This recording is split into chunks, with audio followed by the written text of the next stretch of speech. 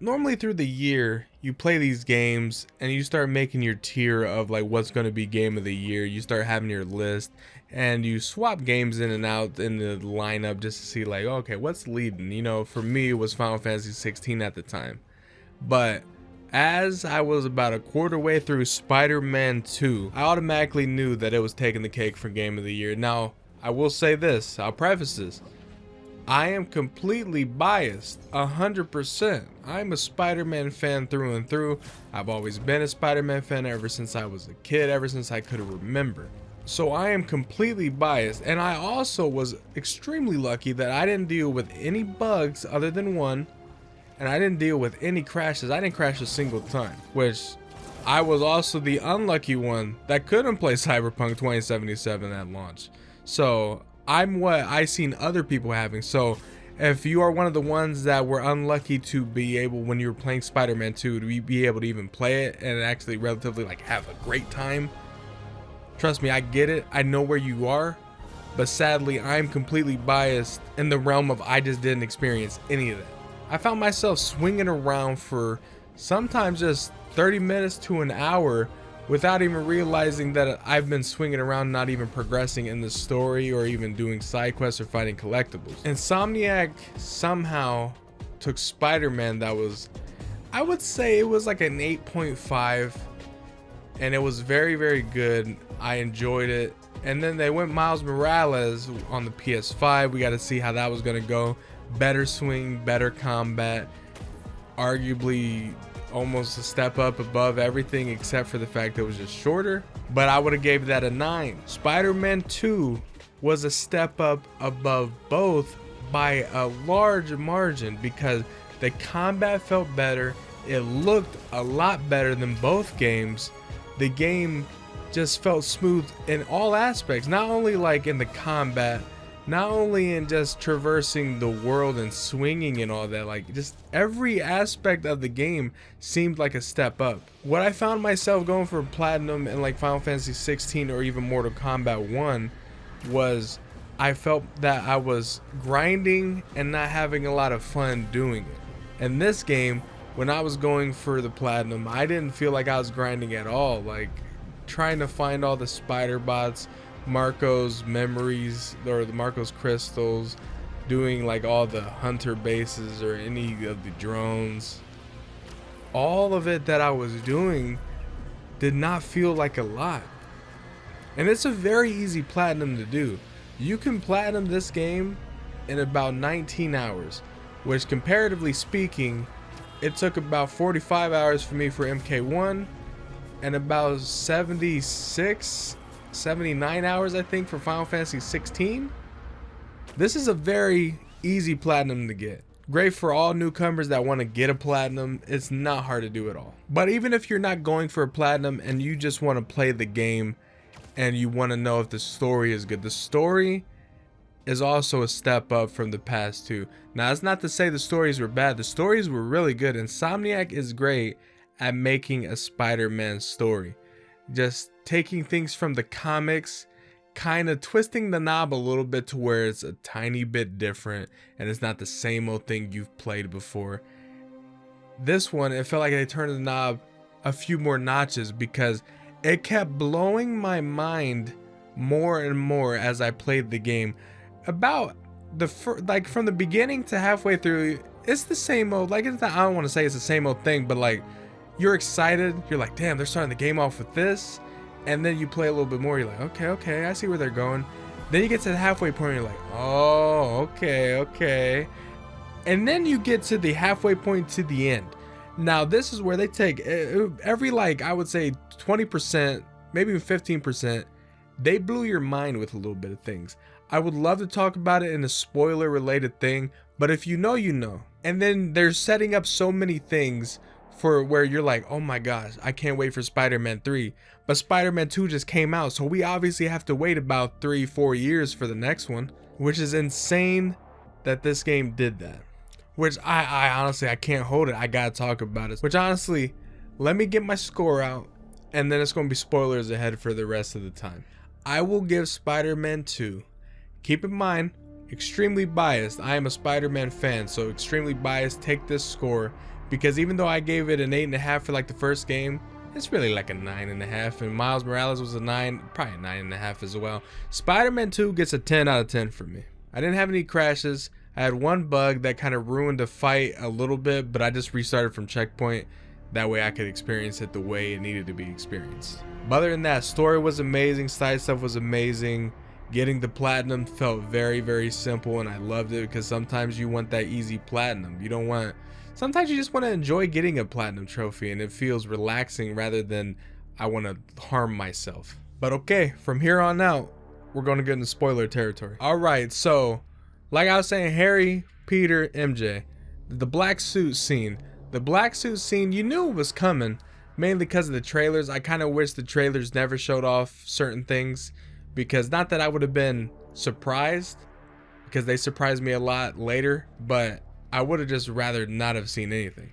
But the black suit scene was still amazing. Like I knew it was coming, but just getting the black suit, and then you're automatically having that symbiote surge right off the bat, so you're beating the crap out of every single hunter, and it feels great.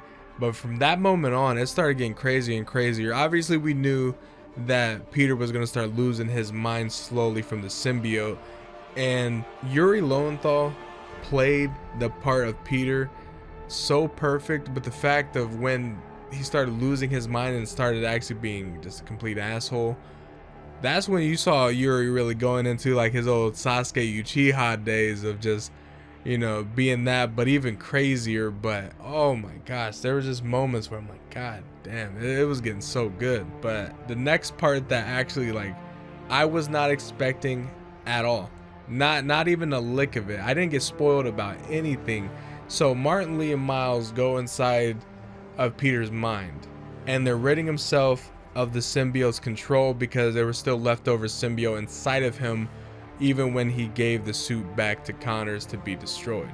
Now obviously we know that that didn't exactly work out, so therefore Harry got it. And then Venom, which also another thing, even before I continue where I'm about to say, playing as Venom gave me so much of Spider-Man Ultimate vibes that I was like, oh my gosh, I didn't expect to play as Venom, but I also was like, oh my gosh, now? Like, that's pretty much my reaction, because they set it up so perfectly. Because you see Peter getting flung through a wall, and Norman, I thought they were gonna kill Norman. I was like, nah, that's green, that's Gobby, that's a little green Gobby.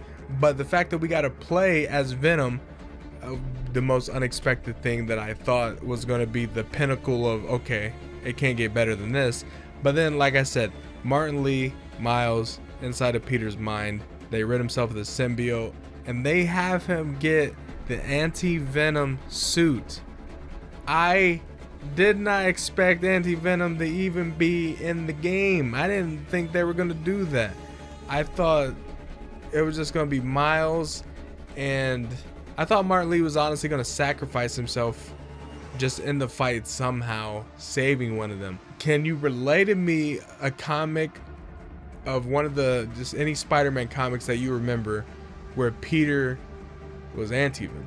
I don't remember anything like that, so that's why it was so jarring and such a cool just moment in the game where I was like, there's no way they just did this. But now this last one is solely because of how much of a fan I am of this character. Now, she's not a big character per se. They don't really, I don't even know if they make any new stories with her. But Miles's mom was trying to have Miles meet the person she was dating, and it didn't work out throughout the game. But then you get to the ending when it's all said and done.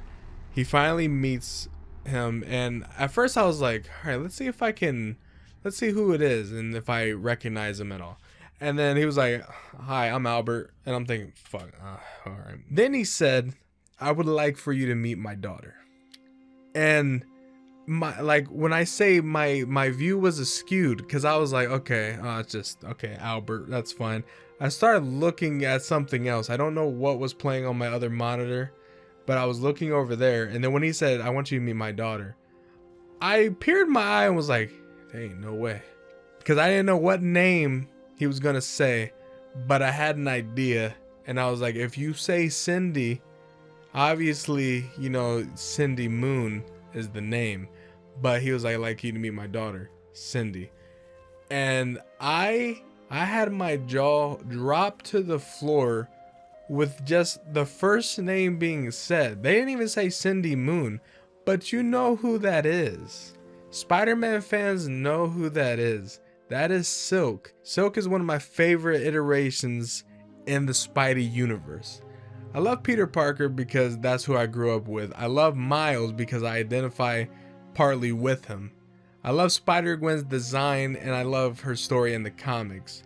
And I think they're doing a great job with her in the movies now. But Silk still has not shown up in any iteration other than that one time I think she was on the decathlon team in, was it Far From Home for Spider-Man? And then they said that they're going to make an Amazon thing, but then they were like, well, it's not going to be connected to the Marvel universe at all. And I was like, well, that kind of sucks. And then she's only really ever been in the comics, which I enjoyed a lot, and it was enough, but I wanted more of something because I thought they were just never actually going to bring her to any screen. And it's not to say we're going to even get her in Spider-Man 3. And I'm not even going to get into like who exactly Cindy Moon is and how her powers are, but I would like you guys to maybe even go on Comics. Well, I don't know if Comics Explained ever did Silk, but try to just do some research on Silk and learn her story so you can kind of get ready for the potential of playing as a Cindy Moon, or at least following her in the story. Because it was my favorite part of the game by far somehow. I mean, I will say like Anti-Venom probably took the cake, but Silk just was like the icing on the cake for everything. But the crazy thing is they set up so much for either DLC or even Spider-Man 3, which I almost was like, I don't think DLC would, like, DLC is not needed. I had enough. I want them to save every single thing because they set up so much in the side quests. Spider bots, they kind of explained to you how, you know, because this takes place probably before Across the Spider-Verse, but they kind of explained how somehow Insomniac's Peter Parker ended up in that movie. And it's explained here after you find all the bots. The flame side missions, you end up seeing that this guy took another symbiote, and then he's like, it's pretty much saying let the world know Carnage and all that. So Carnage is set up, and they name dropped Cletus Cassidy, which isn't the guy that took the symbiote that you saw. It's a different guy, which I'm like, okay, this is interesting. I like it. Kraven's side quest, where you're doing all the drones, it ends with Chameleon. Chameleon is Kraven's brother in this game, and that could be, I think that's the one that's probably more likely to be a DLC than the others, in my opinion. But still, you set up another thing for either the next game or a DLC, which honestly seems pretty cool. Norman ended the game with having a disdain towards Spider-Man because of the fact he thinks that Spider-Man is the reason that his son's the way he is, which I guess through his eyes you could kind of understand why he thinks that. But they're definitely setting up Green Goblin.